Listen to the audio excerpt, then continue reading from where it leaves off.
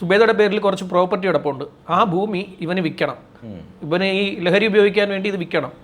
ഇപ്പം മാതാവ് അത് സമ്മതിച്ചില്ല, ഈ ഉമ്മ അത് സമ്മതിച്ചില്ല. കാര്യം ഇവൻ്റെ കൈ കൊടുത്തു കഴിഞ്ഞാൽ അത് നാശമായി പോകുമെന്ന് അവർക്കറിയാവുന്നത് കൊണ്ടും പിന്നെ ഇവനെയും കിട്ടത്തില്ല ഭൂമിയും കിട്ടത്തില്ല എന്നറിയാവുന്നത് കൊണ്ട് അവരത് കൊടുക്കാൻ തയ്യാറായില്ല. അപ്പോൾ ഇവൻ ദീർഘകാലമായിട്ട് ഇതും പറഞ്ഞ് വീട്ടിൽ പ്രശ്നം ഉണ്ടാക്കിക്കൊണ്ടിരിക്കുകയായിരുന്നു. ഇവരാണെങ്കിൽ ട്യൂമറാണ്, ട്യൂമറായിരുന്നു. അപ്പോൾ സർജറി കഴിഞ്ഞ് കിടക്കുക, തലയിൽ സർജറി നടത്തിയിട്ട് പിന്നെ ട്രീറ്റ്മെൻറ്റിൽ കഴിയുന്ന സമയത്താണ് ഇവൻ അവിടെ ചെല്ലുന്നത്. വൈകുന്നേരം അവിടെ ചെന്ന് ഈ പുതുപ്പാടിയിൽ ചെന്നിട്ട് അവിടെ നേരെ ഈ സഹോദരി ഉണ്ടായിരുന്നില്ല, ഈ സുബൈദ മാത്രമേ ഉണ്ടായിരുന്നുള്ളൂ.